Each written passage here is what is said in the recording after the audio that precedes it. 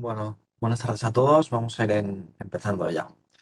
Estamos en la masterclass de perspectivas y escenarios para LATAM, para Latinoamérica, ¿no? La vamos a hacer mi compañera Nereida González, que es la responsable de análisis de divisas emergentes de AFI, y yo mismo, que soy André García Vaquero, que soy analista de economía de AFI también. Bueno, para empezar, ¿no? Vamos a hacer un primer paso, ¿no? Primero los temas que vamos a tratar un poco, ¿no? En principio lo que es un poco el contexto global, ¿no? De dónde venimos, dónde estamos, cuál es la situación más o menos macro a nivel global y cómo puede influenciar esto a Latinoamérica, ¿no? Desde donde veremos pues, los factores de apoyo que tienen, los riesgos. Y ya después de esto, ¿no? Pasaremos un poco a qué proponemos desde AFI, cuál es nuestra aproximación para tratar este tipo de problemas y en concreto, ¿no? El diseño de escenarios que planteamos, ¿no? Entonces, bueno, por entrar ya en materia, ¿no? Y no perder tiempo con introducciones que no sean muy provechosas, empezamos con dónde estamos, ¿no? Un poco de dónde venimos y la situación de incertidumbre donde estamos ahora mismo, ¿no? Que tenemos un poco de previsiones de crecimiento para este año, ¿no? En el contexto mundial y sobre todo europeo y en los países desarrollados marcado por el conflicto que tenemos en el este de Europa, ¿no? Entre Rusia y Ucrania, que es verdad que ha causado un poco una especie de terremoto geopolítico, ¿no? Que eran unos acontecimientos que últimamente es verdad que estaban un poco presentes, ¿no? Pero tampoco tenían la relevancia que está teniendo ahora, ¿no? Y esto ha provocado una serie de acontecimientos, ¿no? Que está un poco causando ciertas perturbaciones en todo el ámbito macroeconómico y que ya prácticamente empieza a afectar al crecimiento, como estamos viendo, ¿no? Que tantas casas de análisis e incluso bancos centrales que están revisando a la baja sus previsiones de crecimiento, ¿no? ¿Qué está pasando? Por resumir un poco la situación brevemente, pues bueno, estamos teniendo un conflicto de nivel de guerra, ¿no? De invasión por parte de Rusia y Ucrania, que está afectando directamente a lo que son las cadenas de producción y sobre todo a los precios de las materias primas, ¿no? En concreto al petróleo y al gas, y como hemos visto sobre todo en el último mes, pues acumulan unos crecimientos muy importantes en términos de precio, ¿no? Pues el petróleo, por ejemplo, tocó los $100 por barril, el barril de Brent a mediados de mes más o menos, y es verdad que han relajado un poco, pero seguimos en niveles muy elevados y se está presionando muy fuerte lo que es la inflación y toda la estructura de costes empresariales, ¿no? Que esto al final se traslada a unas tensiones a las economías, ¿no? Y al final a las empresas y finalmente a los consumidores, ¿no? Que ven, pues, bueno, la cara de la inflación es la más visible. Por comentar brevemente, ¿no? Pues al final, desde AFI también, ¿no? Hemos acometido hace poco una rebaja de previsiones de crecimiento, puesto que al final es un shock negativo de oferta, ¿no? Que va a afectar a todas las economías. Es verdad que algunas economías tienen un poco más de dependencia en lo que podríamos ver o están más interrelacionadas a lo que podría ser el conflicto por lazos comerciales o por vínculos incluso de cercanía, entonces el impacto es un poco mayor, pero al final lo que estamos viendo es una afectación a los mercados internacionales en términos de incremento de precios de las materias primas, como energéticas, pero también eh, agrícolas, ¿no? Un poco por reseñar, Rusia y Ucrania son grandes exportadores de trigo y de otras materias primas agrícolas, ¿no? Que sobre todo al final lo que estamos viendo pues es un shock a la oferta mundial de este tipo de bienes que al final pues tiene sus efectos en el resto de economías mundiales, ¿no? Entonces, ¿cómo es un poco el balance de riesgo ahora mismo? Pues bueno, pues tenemos un shock energético y un shock inflacionista, por tanto, ¿no? Entonces, este es efectos negativos de crecimiento y al final tenemos una tensión geopolítica, que es un poco lo que subyace a este punto, ¿no? Y es como un poco se va a fraguar y qué mundo estamos conociendo y porque venimos al final de una época bastante tranquila, ¿no? Es verdad que poco a poco, sobre todo después de la crisis financiera del 2008, veíamos como Estados Unidos perdía un poco de peso, ¿no? En el panorama geopolítico mundial, pero seguía manteniendo la economía prácticamente indisputada y ahora sí que hemos visto, ¿no? Que empieza a tener un poco de competencia, sobre todo por el lado chino, ¿no? Que es la segunda economía más grande del mundo y la que de verdad le puede un poco contestar un poco o en estos momentos, ¿no? Es verdad que aún no es tan grande y aún no tiene el poderío militar, pero sí que empieza ya a ser un poco contestataria, ¿no? De esta hegemonía. Y al final tenemos unos poderes un poco periféricos, que también son potencias tradicionalmente con visos un poco de relevancia mundial, ¿no? Como es Rusia, pues que al final han cometido eh, bueno, ciertos movimientos, ¿no? de índole geopolítico favoreciendo sus intereses que al final están teniendo bueno, pues un desencadenamiento de consecuencias a nivel mundial y que está provocando pues, bueno, que tengamos pues probablemente un menor crecimiento, una mayor inflación prácticamente seguro, como hemos visto a raíz de los últimos datos, por mencionar ahora brevemente, ¿no? Hoy conocíamos los datos de España y de Alemania de IPC, no eran nada favorables, tocando en España prácticamente los dos dígitos y en Alemania el 8%, ¿no? Pero bueno, sin entretenernos mucho más en estos temas, ¿no? ¿Qué estamos viendo al final con estos escenarios de máxima incertidumbre, ¿no? Pues tenemos, ya como estamos también dentro de una masterclass que se implica un poco a los escenarios, es verdad que sobre Latinoamérica, pero ya abriendo un poco el panorama y lo que sería a nivel mundial o los desencadenamientos que puede tener esta situación geopolítica que también afecta a Latinoamérica, es un poco a dónde nos podemos ir, ¿no? Entonces tenemos unos, podemos decir unas narrativas, ¿no? Que un escenario como neutral y uno positivo y uno negativo, que van muy del lado de qué va a pasar con la guerra, ¿no? Si vamos a seguir en una especie de status quo, que sería como el escenario neutral, es, pues mira, donde estamos ahora, no vamos a ver una gran mejoría, pero tampoco vamos a ver un empeoramiento, ¿no? Al final vamos a estar en una situación un poco de guerra fría, con China jugando un papel un poco ambivalente y con una prima que podríamos llamar geopolítica, que sobre todo afectaría a los activos de riesgo, ¿no? Bastante elevada, ¿no? Lo que frenaría un poco, pues bueno, pues los avances en esta materia y situaría, pues, todo lo que sería el entorno de activos, ¿no? Con una prima por riesgo bastante elevada que impediría, bueno, pues ganancias en renta variable. Tendríamos también en renta fija pues un poco de tensión, a la vez que tendríamos los bancos centrales con un papel bastante tensionador, ¿no? Al final, un mantenimiento del status quo supone una inflación bastante elevada, sobre todo para los niveles de donde veníamos, y esto va a provocar pues un tensionamiento de la política monetaria, tanto por parte de la Reserva Federal de Estados Unidos como parte del BCE, ¿no? ¿Dónde estarían los escenarios un poco positivos y negativos? Bueno, pues el escenario positivo, un poco un poco el más claro que podríamos ver, ¿no? Es un paso atrás un poco de las actuaciones de Rusia. Es verdad que esto ahora mismo no es muy creíble y es un escenario positivo que no está para nada en lo que sería la mayor de las probabilidades, pero sería como una retracción por el lado ruso, ¿no? Que veríamos entonces una caída, una relajación de todo lo que serían las materias primas energéticas, también veríamos una relajación de las materias primas agrícolas, puesto que ya no tendríamos esta prima de riesgo y este conflicto en vigor, aunque seguiríamos en niveles históricamente elevados, pero esto provocaría pues un relajamiento de la inflación un poco más acelerado. Entonces, pues unos bancos centrales que mudarían la salida un poco de las posiciones de donde veníamos, pero sin estar tensionando la economía, puesto que no tendríamos el ataque por dos frentes. Y bueno, pues unos ciclos que vuelven poco a poco a la normalidad y se irían encauzando, ¿no? En cambio, el escenario negativo, bueno, pues iríamos hasta a una escalada, ¿no? En lo que sería el conflicto, con un shock energético más brutal, en materias primas, tanto energéticas como agrícolas, con derivadas bastante importantes en países emergentes, ¿no? Pues países, por ejemplo, que no tengan acceso a recursos como puedan ser el petróleo o la agricultura, pues al final se les vería un shock externo muy potente que les encarecería, tendría más inflación y tendría un impacto en crecimiento bastante fuerte, ¿no? Como digo, en este escenario más negativo, pues bueno, pues lo más seguro es que veríamos caídas continuadas en renta variable, tensiones en renta fija por el aumento de la incertidumbre y al final tendríamos pues unos estados con una necesidad de apoyar al ciclo bastante importante en un entorno de deuda elevada y sin haberse recuperado totalmente de lo que serían las cicatrices de la pandemia, ¿no? Entonces, este sería un poco el marco en el que nos estamos moviendo ahora mismo, ¿no? Es verdad que estamos, como digo, en un entorno de alta incertidumbre, ¿no?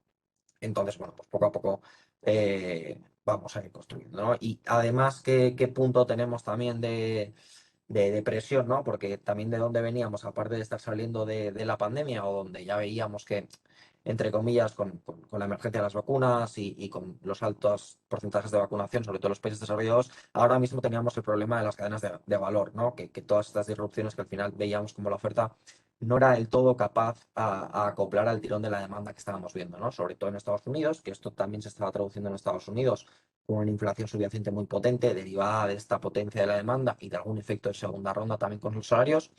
Y al final estamos viendo que cuando empezaban un poco a relajar estos cuellos de botella que llamábamos estas cadenas globales, ¿no? Al final del año pasado, pues ha emergido la crisis de geopolítica en Rusia, un poco con la invasión y con la guerra, y ha vuelto a romper un poco el marco donde estábamos, ¿no? Y ha vuelto a crear mayor tensión y esto al final presiona todas las cadenas globales y ya vimos durante la pandemia, ¿no?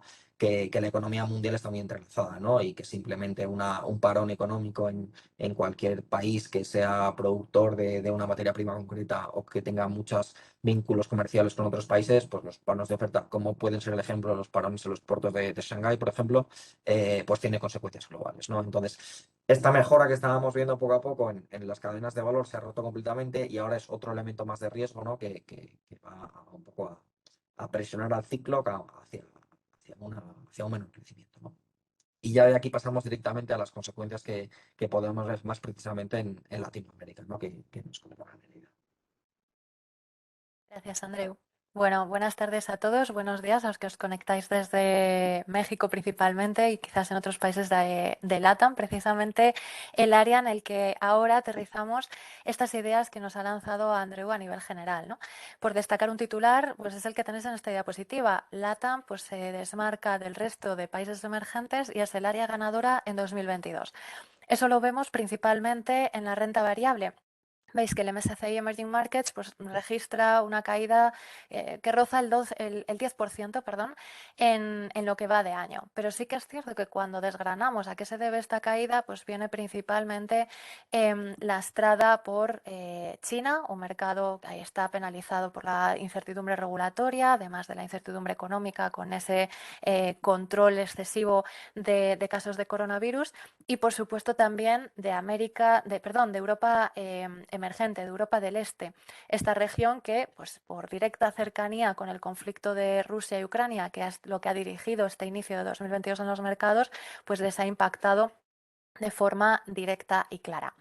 En cambio, como podéis ver en este gráfico de forma tan visual, pues LATAM se desmarca absolutamente de este mal comportamiento y de este mal inicio de año en los mercados emergentes y acumulan, el MSCI Emerging Markets de Latinoamérica, acumula más de un 25% de rentabilidad en lo que va de año, liderado especialmente por Brasil, un país en el que también entraremos en breve detalle en las próximas diapositivas. Pero no solo es en la renta variable donde vemos esta evolución diferencial de los países de América Latina, sino también en las divisas. Y aquí, bueno, como podéis ver, los diferentes cruces de tipos de cambio frente al dólar de países emergentes, pues se ve ese impacto todavía más claro, ¿no? El real brasileño como líder entre las divisas que ganan un mayor poder adquisitivo frente al dólar en este 2022, más de un 15%, acercándose casi al 20% en lo que va de año, y seguido pues relativamente de cerca con un 10% en el caso del peso chileno, también el peso mexicano, aunque algo más estable, y por supuesto, ¿no?, los perdedores, digamos, en lo que va de año, esos países de Europa del Este y también de Asia, por ejemplo, como es el caso de la rupia, aunque las divisas asiáticas pues tienen tradicionalmente unos niveles de volatilidad menor. ¿Por qué dentro de este caótico, por así decirlo, inicio de año y donde estamos viendo una penalización de los activos de riesgo, como bien comentaba Andreu, en un entorno de incertidumbre geopolítica, LATAM se desmarca como este área ganadora? Pues principalmente nosotros destacamos dos motivos. El primero es que, como ya comentaba Andreu, el conflicto, la guerra entre Rusia y Ucrania lo que deriva es en un problema de suministros de materias primas, principalmente agrícolas, aunque por supuesto pues también metales, energía, que es lo que más también nos toca de cerca quizás en Europa. Pero lo que no podemos olvidar es que Em, Ucrania es el conocido como granero de Europa, es decir, este país que es principal productor y exportador de maíz del mundo. Por lo tanto, el conflicto en sus propias tierras lleva a que no se van a poder realizar unas cosechas con normalidad y que por lo tanto nos enfrentaremos en el medio y largo plazo con una escasez de estos granos, que van a ser pues, principalmente de maíz, como digo, pero también cereales. Estamos viendo pues, todas estas noticias en torno al aceite de girasol y otras materias primas. También, por supuesto, y en este marco, perdón, donde se desmarcan son países principalmente como Brasil y Argentina de América Latina, que serán los que podrían llegar a sustituir de alguna forma esta producción que dejaría de exportar al mundo un país como Ucrania en guerra. También es la misma situación, aunque derivada en el caso de Rusia, el principal exportador de aluminio del mundo. Si bien es cierto que en América Latina no tenemos esas exportaciones de aluminio, sí que está su principal sustituto en el mercado, que sería el cobre en este caso, con Chile como el principal productor y exportador de cobre del mundo. Por lo tanto, el primer factor que lleva a ese mejor comportamiento de América Latina en este 2022 frente al resto de áreas de emergentes viene derivado de que la subida de los precios de las materias primas con este shock de oferta que estamos sufriendo puede llegar a suponer un impulso a sus exportaciones y por tanto pues validar, digamos, o mejorar sus términos de actividad, su actividad en el medio y corto plazo por el impulso del sector exterior. El segundo factor atractivo sería el que explica principalmente que Brasil lo haya hecho mejor incluso dentro del buen comportamiento de una región como es América Latina. Los tipos de interés están pues casi cerca de máximos históricos, ¿no? Los tipos de interés reales muy elevados en el caso de Brasil, que eso lleva a que las estrategias de carry trade, es decir, estas estrategias que se basan en financiarnos o en buscar financiación en países con tipos de interés bajos y estables, como puede ser el caso del área euro, con tipos de interés relativamente estables en torno al 0%, para llevar a cabo inversiones en países con tipos de interés más elevados, como sería el caso del Brasil, pues a un 18, un 15, perdón, más cercanos en torno al 10%, ¿no? En el caso de la deuda en torno a los 5 años. Por lo tanto, esta expectativa de diferencial de tipos que se puede llevar para su cartera el inversor de Brasil que consigue esa financiación en euros, supone lo suficiente como para introducir flujos de inversión en este país y apoyar ya no solo la caída de tipos de interés o el impulso de la renta variable, sino sobre todo, ¿no?, la apreciación del real brasileño frente al dólar. Pero sí que lo que va a apoyar la actividad, digamos, o las variables financieras en el caso de LATAM es principalmente estos factores que son, un mix de externos vía exportaciones, un mix de internos de atractivo inversor vía estrategias de carry trade. Pero si analizamos en profundidad qué es lo que está pasando en realidad en estas economías, nos encontramos que la situación interna, digamos que tiene ciertos riesgos. Por un lado, nos encontramos unas economías que sí, que tienen una senda de desaceleración, quizás es coherente con esa eliminación de los efectos base que hemos tenido en torno a la pandemia, pero que lleva a que países como México, Brasil, hayan entrado en recesión en los últimos trimestres. Una recesión técnica supone un crecimiento negativo del PIB en términos trimestrales durante 2 trimestres seguidos. La tendencia, como podéis ver, pues es de una desaceleración, quizás hacia una normalización de las tasas de crecimiento, pero que podrían llegar a ser en unos niveles relativamente bajos, salvo que realmente esté por factores internos y con el único apoyo desde el sector exterior vía exportaciones. ¿Por qué vemos esos riesgos a nivel interno? Principalmente por el impulso que está teniendo la inflación, donde podéis ver que todos los países emergentes, con muy pocas excepciones, que tendríamos que focalizar en China, Israel, Vietnam, Indonesia, ¿no?, países totalmente ajenos a la región en la que estamos analizando, todos estos países tienen una inflación superior al objetivo del Banco Central. Esto supone que es un drenaje a ese consumo privado de las propias economías de LATAM, pero que además supone también un endurecimiento de las condiciones financieras de los países los países de América Latina, por ese incremento tan agresivo que están teniendo que llevar a cabo los bancos centrales de los tipos de interés para tratar de anclar esas expectativas de inflación que tienen ese riesgo de desanclarse y podamos llegar a volver a esos entornos de hiperinflación que han sido pues relativamente conocidos en la historia reciente, como fue en el caso de Brasil, ¿no? Por lo tanto, un factor que que esperamos que en este 2022 pues siga drenando crecimiento va a ser la demanda interna. Tenemos que seguir viendo de reojo, por así decirlo, lo que puede estar ocurriendo con la Fed. La Fed, como podréis saber, pues ha empezado ya a subir tipos, se subió tipos en su última reunión de marzo, un 0,25%, aunque había ciertas partes del mercado que podrían llegar a intuir, ¿no?, que podría subir los tipos en 50 puntos básicos. Bueno, el mercado ahora mismo descuenta hasta 9 subidas de tipos de interés para la Fed en este año. Y la última vez que se produjo una subida ni siquiera tan agresiva, de solo 5 veces de subida, fue en 2018, provocando una fuerte salida de flujos de inversión desde países emergentes, donde los tipos de interés ya no eran tan atractivos y que derivó pues, en la solicitud de ayuda por parte de Argentina al FMI en un programa que todavía ahora se está, bueno, pues incluso renegociando, ¿no?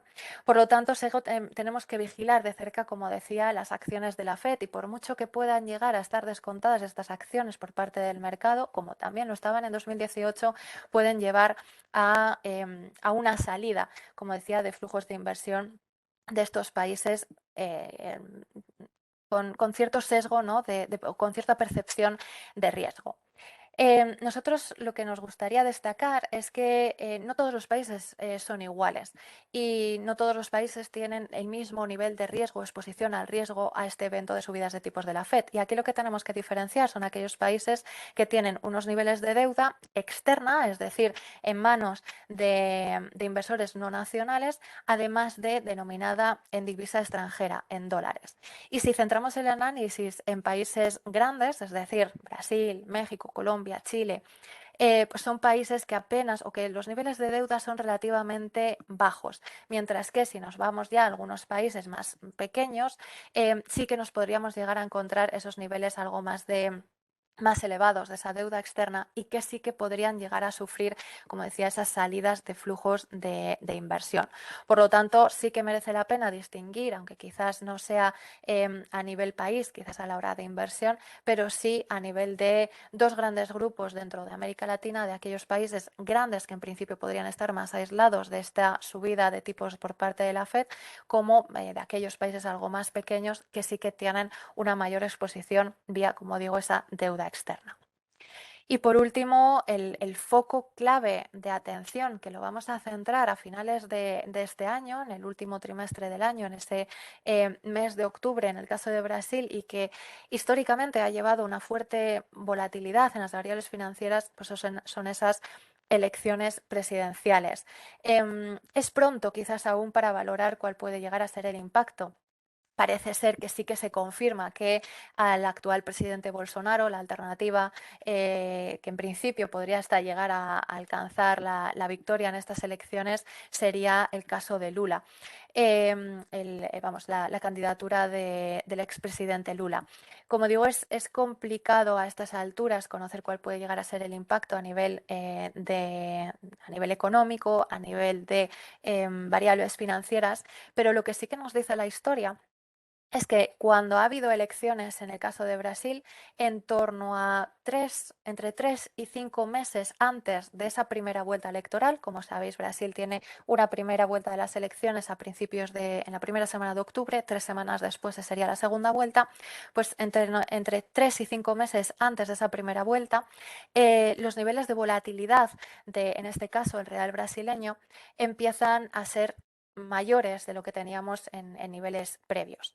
Por lo tanto, este es un elemento, de nuevo, de gran incertidumbre que nos lleva a hacer estos escenarios necesarios, ¿no? Para dibujar cuál puede llegar a ser nuestras perspectivas de crecimiento económico, como comentará Aurandeo, de perspectivas macro y sobre todo después, como cerraremos con la parte de gestión de ese riesgo de tipo de cambio, como lo hacemos desde AFI. Justo, Nerida, gracias. Pues bueno, entrando ya en lo que es un poco la generación de escenarios.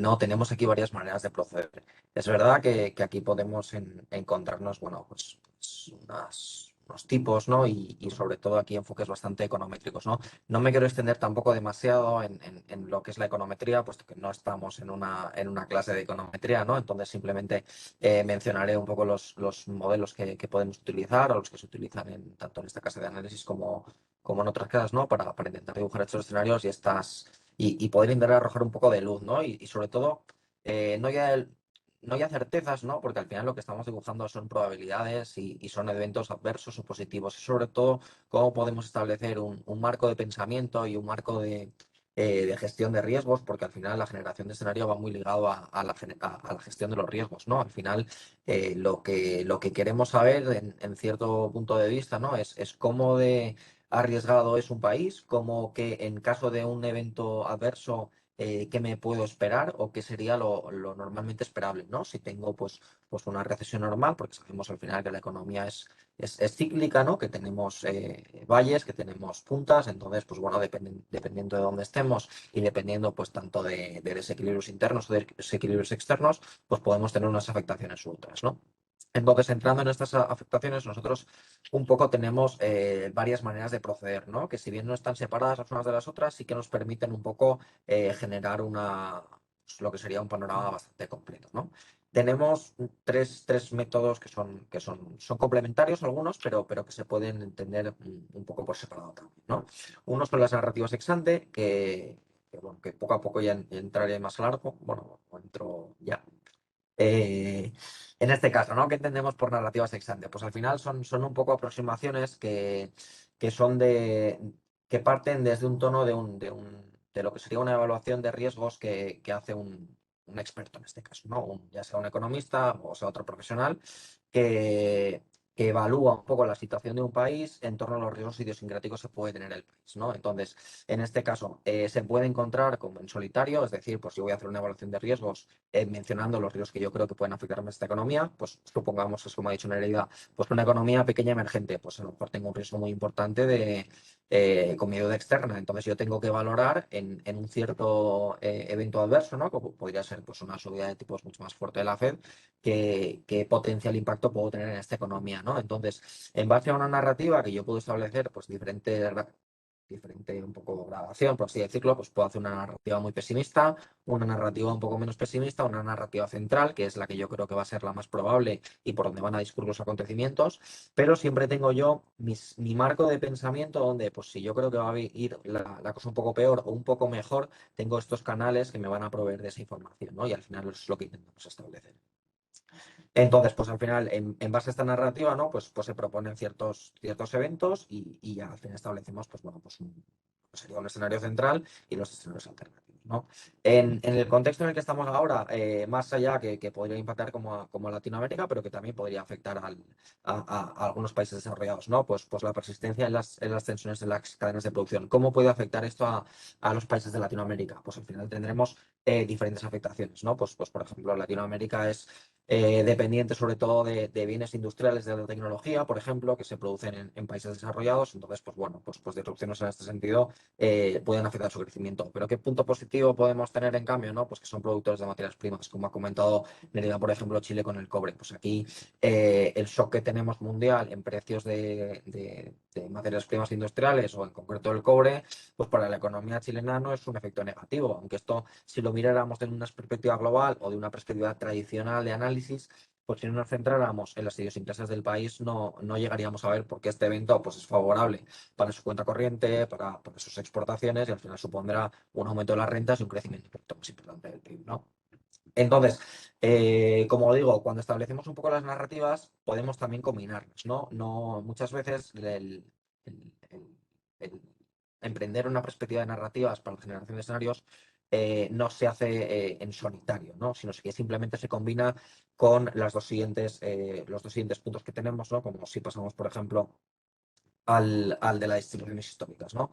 Aquí, ¿qué hacemos un poco? Pues intentamos emplear métodos que serían puramente estadísticos, ¿no? Pues al final intentamos que las variables que tenemos de interés, porque cuando realizamos escenarios macroeconómicos, sobre todo tenemos ciertas variables que son de interés un poco más relevante, pues por ejemplo tenemos siempre el PIB, la inflación, la tasa de paro, podemos tener variables un poco más de financieras como podría ser la deuda pública o los tipos de interés del Banco Central, también podemos tener algunas variables que son un poco ya de más bajo nivel, pero que también pueden ser interesantes, como pueden ser, por ejemplo, variables de crédito al sector privado, o, por ejemplo, matriculaciones de automóviles suele ser una variable también que tiene un buen comportamiento con lo que sería el pulso de la economía, entonces muchas veces también es interesante ver cómo se dibuja.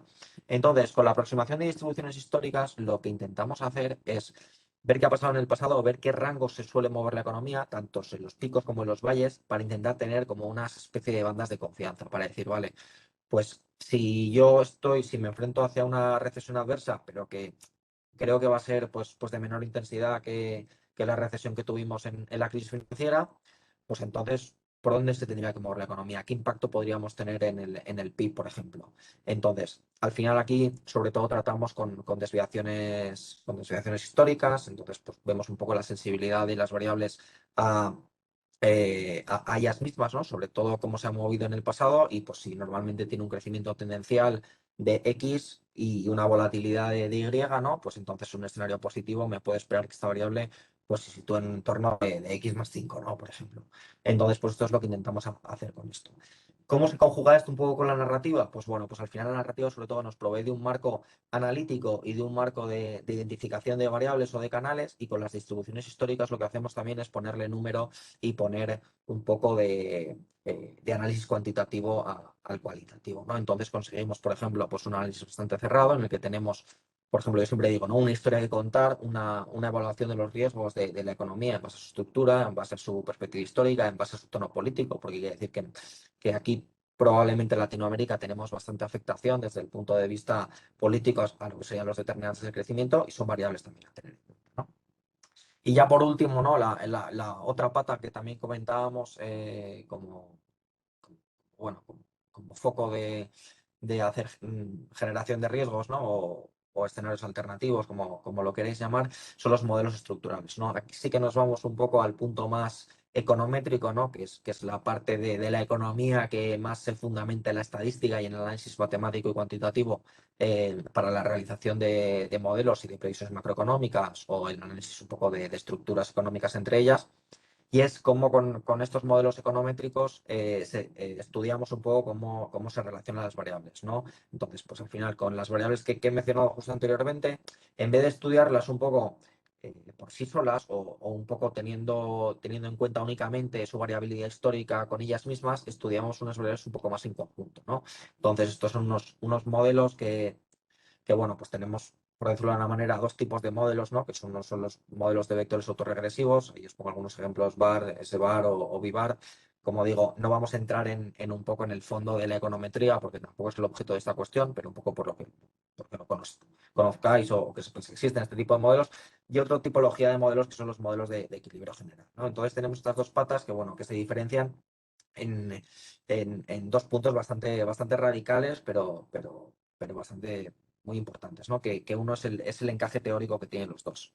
Los modelos del tipo uno, que son un poco los modelos más econométricos y son prácticamente puramente estadísticos, no tienen son asépticos en términos de hipótesis de teoría económica, ¿no? Aquí no vamos a establecer pues, que si el PIB crece muchísimo, el desempleo tiene que bajar porque la teoría me lo dice. Aquí emplearemos lo que podría ser un enfoque empírico, de decir, bueno, pues históricamente estas dos variables se han comportado así, es probable que veamos un comportamiento similar en el futuro. Es un poco lo que tratan de hacer estos variables. ¿Qué es lo bueno que tienen estos modelos y en concreto? Pues bueno, que puedes incluir diferentes variables de diferentes tipologías, pues ya sean pues, del mercado laboral, ya sean de crecimiento, incluso también se puede incluir variables financieras, y al final estos modelos captan las relaciones históricas y captan un poco los coeficientes que hay entre ellas y los movimientos que pueden haber entre ellas, para luego poder obtener unas previsiones acorde con los escenarios que se plantean, ¿no? Y aquí podemos tener, pues bueno, son escenarios que son bastante robustos estadísticamente, que es verdad que necesitan un cierto calibraje y un cierto estudio, no son modelos simples, algunos son bastante complejos, pero nos permiten tener un marco analítico muy robusto y unos resultados que suelen ser bastante fiables, ¿no? Sobre todo porque consiguen adaptarse muy bien a la idiosincrasia del país y a las relaciones que tienen las variables las unas con las otras, ¿no? Al final aquí no podemos tener una regla única para todos los países, sino que tenemos que tener pues, reglas concretas para países concretos, ¿no? Y al final estos modelos también consiguen aunar todas estas características. Y ya pasando un poco a los modelos del tipo 2, ¿no? ¿En qué se diferencian estos? No pasa eso. En el tipo 2 tenemos los modelos de equilibrio general. Aquí sí que tenemos un fuerte componente de teoría económica. Aquí tenemos un desarrollo que normalmente es de ecuaciones que para generar lo que sería el comportamiento de una economía en su conjunto. Entonces, estos modelos son modelos cerrados desde el punto de vista en que toda la economía está dibujada, ya puede ser más complejo o menos complejo. Aquí tenemos evidentemente todo un abanico de complejidad, desde modelos que son complejísimos y que se crean específicamente para estudiar unos shocks muy concretos y que a lo mejor solo se enfocan en una cierta parte de la economía, modelos a lo mejor que son un poco más amplios, que tratan toda la economía en su conjunto, pero que requieren de un poco más de simplicidad o de menor complejidad a la hora de tratar que sería computacionalmente estas cosas, ¿no? Son modelos que son más complicados desde el punto de vista de aproximarse porque, como digo, son modelos de estructura cerrada con un fuerte componente matemático y que desde el punto de vista de estimación es verdad que hay veces que hasta en términos de programación cuestan mucho de ejecutar. Entonces, pero bueno, aquí lo positivo que tienen es que tienes un respaldo teórico en base a la teoría económica de relaciones robustas. ¿Cuál es el problema? Pues que este tipo de modelos muchas veces necesitan mucho calibraje para intentar encajar con la realidad empírica, ¿no? Al final son modelos que se derivan desde un punto de vista teórico, que tienen, como digo, pues sus ecuaciones que van ligando las diferentes variables desde la estructura productiva hasta los mercados financieros de la economía. Pero claro, muchas veces estos modelos necesitan de un calibraje muy minucioso a la hora de que sean consistentes con el pasado de la economía para poder dar resultados más o menos coherentes de cara al futuro, ¿no? Entonces tenemos estas dos patas y pues más o menos vamos moviéndonos entre las dos y vamos eligiendo el tipo de modelos que más nos convenza ya desde un punto de vista de generación de escenarios, ¿no? Los dos modelos, las dos tipologías son válidas y aquí pues como dicen, ¿no? Cada uno tiene un poco sus preferidos y se mueven. Y entonces ya si pasamos un poco al siguiente punto, un poco qué podemos decir, ¿no? ¿Qué características tiene Latinoamérica o sobre todo la región en comparación con otras economías, ¿no? A la hora de estudiar la generación de escenarios? Pues la principal característica que podríamos decir es una mayor volatilidad histórica, en el sentido más amplio posible, ¿no? Pues solemos tener pues, picos más altos, caídas más duras, tenemos más volatilidad en términos de crecimiento y en general mayor dispersión en las variables, ¿no? Entonces, esta mayor dispersión en las variables, ¿qué significa desde un punto de vista de generaciones de escenarios? Pues bueno, que tenemos mayor probabilidad de escenarios de cola, tanto buenos como malos. Pues tenemos una probabilidad de que la economía a lo mejor de Brasil crezca un 8%. Pues un 8%, si lo trasladáramos a una economía desarrollada tipo Estados Unidos o tipo España, por ejemplo, pues sería prácticamente improbable, por no decir casi imposible, ¿no? Pero por ejemplo, en la economía brasileña, pues diríamos, bueno, es verdad que es improbable, pero podría entrar dentro de un escenario muy positivo, por ejemplo. Y también hay que tener en cuenta que en esta mayor volatilidad histórica y en esta mayor dispersión, también tenemos un tono, ¿no? de acontecimientos que no son económicos, pero que sí que tienen mucha relevancia, ¿no? Que es un poco lo que llamamos el riesgo político. Normalmente, cuando estudiamos economías desarrolladas o hacemos escenarios, por ejemplo, de países desarrollados, pues si uno estudia a lo mejor la economía belga, pues no tiene necesidad de dedicar un apartado a, ¿puedo tener un acontecimiento político que de verdad tenga un impacto en crecimiento súper robusto? Pues realmente no. Podemos decir, pues a lo mejor que diferentes partidos pueden tener una orientación de política fiscal, pues más expansiva, menos expansiva, etcétera, ¿no? Pero de verdad, cuando realizamos escenarios desde un punto de vista de estudiar shocks externos o internos por desequilibrios fundamentales de la economía, el peso del riesgo político que podríamos llamar, en estos casos son menores, ¿no? En cambio, en Latinoamérica sí que tenemos que prestar atención a estos eventos, como entraba en realidad justo con el ejemplo de Brasil, las elecciones presidenciales, ¿no? Que al final te provocan unos episodios de mayor volatilidad en el corto plazo que pueden tener efectos sobre la economía. Y bueno, una tercera pata también es pues, mayor relevancia de terceros, ¿no? En este caso suele ser muy característico de Latinoamérica la evolución de la política de la Reserva Federal.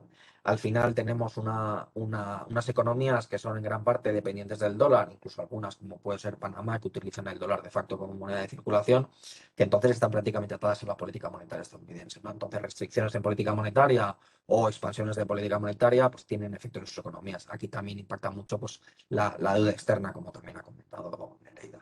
Al final, ¿qué tenemos? Pues tenemos que intentar aplicar todos estos análisis y todas estas patas en nuestro análisis de escenarios y en cómo lo vamos a crear. Si vemos que a lo mejor no es posible modelizar, porque tampoco hay que tener una obsesión por la modelización y por tener un modelo para cada variable, y vemos que no es posible, pues por esto combinamos diferentes herramientas. Por esto combinamos a lo mejor el análisis de narrativa, porque a lo mejor yo tengo que asumir la política de la Reserva Federal a los próximos 5 años para ver qué impacto tendría esto en mi escenario central.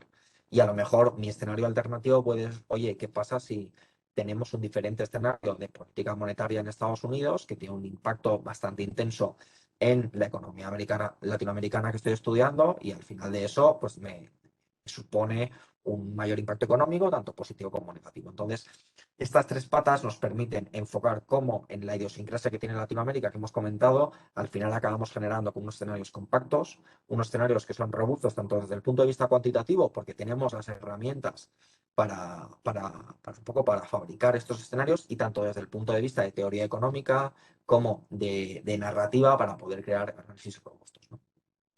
Y aquí te lo dejo, Neri. Bueno, aquí ponía un breve ejemplo, es verdad que se me estaba pasando, disculpad, que es un poco lo que hablaba de las distribuciones de crecimiento, ¿no? Aquí, por ejemplo, os he puesto los histogramas, que simplemente son las tasas de crecimiento. A la izquierda tenemos trimestral y a la derecha interanual de la economía brasileña. Entonces, la economía brasileña tiene el crecimiento más frecuente, por así decirlo, que es como la barra más alta que vemos en el gráfico de la izquierda. El crecimiento más frecuente para la economía brasileña es estar entre el 1 y el 2%. Esto es un crecimiento muy elevado en términos europeos. En términos europeos nos movemos, pues, a lo mejor mucho más abajo. Y probablemente la media, pues, esté más cerca del cero. Pero entonces, que es como vemos un poco la línea azul que nos dibuja un poco la densidad. ¿Qué nos está diciendo esto? Esto nos está diciendo que es una economía que es bastante volátil. Al final tenemos unas colas que son bastante presentes, cercanas al -2, al 2, al 3. Significa que tenemos crecimientos trimestrales muy importantes, y que si miramos el espejo en interanual, que es un poco que tenemos un dibujo un poco más cercano a lo que sería una distribución normal. Perdonad si aquí utilizo aquí términos un poco estadísticos, pero bueno, pues tendríamos una distribución bastante normal en términos interanuales, pero vemos unas medias que son bastante elevadas, cercanas al 2, 3%, con casos muy frecuentes de tener pues crecimientos del 4,5, del 6%, ¿no? Que esas son las colas bajas, y este dibujo, por ejemplo, en una economía europea no la veríamos, ¿no? Que es lo que un poco denota la mayor volatilidad, y cómo, haciendo un análisis simplemente de distribuciones, como he comentado que era un paso, ya vemos un poco los derroteros por donde puede ir en un caso de escenarios de Brasil, ¿no? Entonces, si pasamos, veríamos un poco las probabilidades acumuladas en esta diapositiva. ¿Qué significan las probabilidades acumuladas? Pues en este caso es la probabilidad de que el crecimiento esté por debajo de X%. Entonces, aquí el interés no es ver donde las barras llegan muy arriba, porque eso al final no tiene ningún sentido. Pues es muy fácil decir, pues el crecimiento seguro que está por debajo del 10%, pues evidentemente. Pero, como vemos, cuando nos acercamos a la cola, es muy probable, o la pendiente empieza a coger muchísima, muchísima elevación cuando estamos entre el 1 y el 2%. Entonces significa que en términos trimestrales estamos teniendo unos impulsos muy fuertes, pero tenemos unos impulsos muy fuertes porque tenemos la otra cara de la moneda, ¿no? Porque al final tenemos también recesiones que son importantes. Entonces, desde aquí podemos inferir una distribución del crecimiento y, por tanto, asociar unas probabilidades de cara a que pasen, pues, eventos raros, y a poder calibrarlos, ¿no? Como ejemplo para Brasil, aquí simplemente hemos dibujado 4 escenarios, aparte del escenario central, ¿no? Que es el que vemos en color púrpura. Al final tenemos 2 escenarios negativos, N1 y N2, dos positivos, P1 y P2. Los nombres, evidentemente, no son muy imaginativos. Y como vemos aquí, ¿no? ¿Cómo hemos realizado estos 2 escenarios? Pues hemos visto las distribuciones de crecimiento que hemos visto en las 2 diapositivas anteriores, y hemos dicho cuál es la desviación típica estándar de esta muestra en términos de crecimiento trimestral. Entonces vamos a decir que un escenario negativo 1 y positivo 1 es una desviación estándar al alza, y un escenario negativo 2, positivo 2 son dos desviaciones estándar al alza y a la baja, respectivamente, ¿no? ¿Qué tenemos aquí? Pues conseguimos dibujar 2 escenarios que son plausibles, que entran dentro de un rango de probabilidades elevados. No vamos a entrar en estadística, pero más o menos 2 distribuciones estándar englobaría, entre comillas, un 90% de probabilidad. Es decir, cubriríamos el 90% más probable con estos escenarios. Todo lo que sobresaliera de esto serían unos escenarios relativamente muy improbables. Y veríamos que, bueno, pues con un escenario positivo tendríamos una economía brasileña creciendo prácticamente al 6% interanual durante varios trimestres. En cambio, uno negativo sí que estaríamos, pues ya prácticamente en el -3 negativo, ¿no? Escenarios muy duros. Como digo, en perspectiva europea estadounidense, ¿qué tendríamos? Pues tendríamos mucha menos volatilidad, y al tener mucha menos volatilidad veríamos estas líneas bastante más comprimidas, ¿no? Es un poco de las características por las que hemos elegido Latinoamérica. Brasil en concreto, pero bueno, Brasil tampoco es el país más volátil de Latinoamérica, ¿no? Si nos fijáramos a lo mejor en otros países, veríamos incluso más amplitud. Y ya te lo dejo para la gestión de riesgos, Nereida. Gracias. Nada, muy brevemente para dejar tiempo suficiente para preguntas, pues sí que cerrábamos con el complemento que supondría hacer estas previsiones de escenarios de crecimiento para las economías de LATAM, complementarlos con cuál sería la consecuencia en términos de evolución de variables financieras y en concreto lo centramos mucho en el tipo de cambio, ¿no? Para entender al final cómo afectan todas estas variables y para poder inferir qué viene después en el cruce del real brasileño frente al dólar o frente al euro, pues desde AFI llevamos a cabo diferentes análisis. En primer lugar, nos centramos mucho en el posicionamiento de mercado para entender cuál puede llegar a ser la dinámica del tipo de cambio a muy corto plazo. En concreto, pues barajamos variables como son las posiciones especulativas netas, es decir, cuál es el posicionamiento de los grandes hedge funds que no tienen una misión de cobertura en el mercado y en concreto en el cruce del que estamos analizando cuáles son o cuál pueden llegar a ser estas previsiones. Después también analizamos volatilidad implícita en las opciones, que al final lo que nos recoge es el apetito de los inversores por tratar de cubrir sus posiciones en el real brasileño, en el caso, por ejemplo, de que estuviéramos analizando este cruce. Y similar en el risk reversal. Al final aquí es un sesgo de cuál es el atractivo de unas coberturas de compra, o sea, de opciones tipo call o de opciones tipo put, es decir, cuál es el sesgo del mercado hacia cubrir uno de los dos riesgos de apreciación o depreciación del cruce. Todo esto lo complementamos con modelos de medio y largo plazo para poder dar una senda completa, que es la modelización de flujos de inversión como factor fundamental que nos lleva a dirigir la evolución de los tipos de cambio, con ese factor que ya mencionábamos en la presentación de atracción de los tipos de interés, que lleva a una apreciación del tipo de cambio. También variables clave como, bueno, pues pueden ser desde los tipos de interés, la inflación, niveles de volatilidad, que todo esto lo recogemos en modelos tipo BERM, que serían modelos de regresión lineal, pero que nos dicen cuál es el peso de cada una de estas variables dentro del cruce en concreto. Y por supuesto, para anclar el largo plazo, pues nos basamos en la PPA, uno de los modelos por excelencia de la economía monetaria internacional de determinación o de equilibrio de los tipos de cambio en el más largo plazo. Con todo esto, pues determinamos o valoramos cuál puede llegar a ser nuestra evolución central para el tipo de cambio, analizamos cuál es el contexto, pues ahora mismo, como hemos estado repitiendo a lo largo de toda de la presentación, mucha volatilidad en el caso concreto de Brasil, y justificaríamos o llevaríamos a aterrizar toda esta previsión en una recomendación de cobertura concreta. En el caso de Brasil, pues con las previsiones que tenemos, pues sería de contratar coberturas de riesgo de depreciación del tipo de cambio, pero de muy corto plazo, ya que el coste de las coberturas es muy elevado. Todo esto he ido muy rápido porque lo tenéis disponible en una masterclass que hemos hecho hace pues exactamente un mes, en el que hablábamos precisamente de la gestión del riesgo de tipo de cambio en emergentes y en concreto en el caso de Brasil en este entorno preelectoral en que hemos estado haciendo mención. Por lo tanto, si os interesa, pues sí que os recomiendo que acudáis a este link que tenéis disponible en la presentación, que os compartiremos en próximas semanas junto con la grabación de esta masterclass y que podáis completar cualquier información adicional que podáis tener. Y pasamos, si os parece bien, a las preguntas. Si... Justo por contestar la pregunta que ha hecho Tomás Agustín, ¿no? Si pensando en la baja producción de Ucrania, igual haríamos un PIB a cero. Bueno, es verdad que a cero probablemente no, pues puesto que siempre hay un poco de producción, aunque sean unos servicios, ¿no? Tanto que sean servicios públicos pues, no sé cómo podríamos ver el funcionamiento de lo que quede del gobierno a lo que serían los supermercados que sigan proveyendo de comida, pues eso sigue siendo producción, entonces igual haríamos el PIB. Pero es verdad, ¿no? El fondo de la cuestión es que la caída de PIB va a ser dramática y lo que ya no es PIB, porque sino también recordar que el PIB es un flujo. El PIB entre comillas, se renueva todos los años y lo vemos desde una perspectiva anual.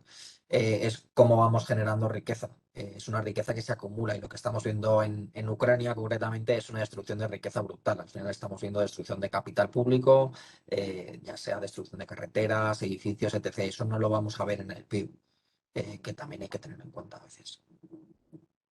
Y si tenéis alguna pregunta, adelante. Muchas gracias, Juan José, por la asistencia. Saludos a Latinoamérica, los que estéis conectados. Antes comentaba gente también desde México.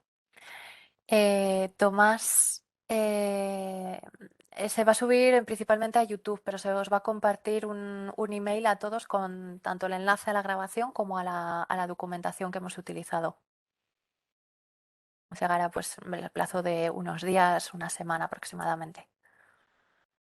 Bueno, pues si no hay ninguna pregunta, nada, recordaros eso, que se os compartirá la grabación de la sesión en unos días y aquí tenéis también nuestros correos si necesitáis cualquier tipo de información sobre lo que hemos tratado, encantados de ampliar con vosotros. Pues muchas gracias a todos, un abrazo. Muchas gracias a todos. Un saludo.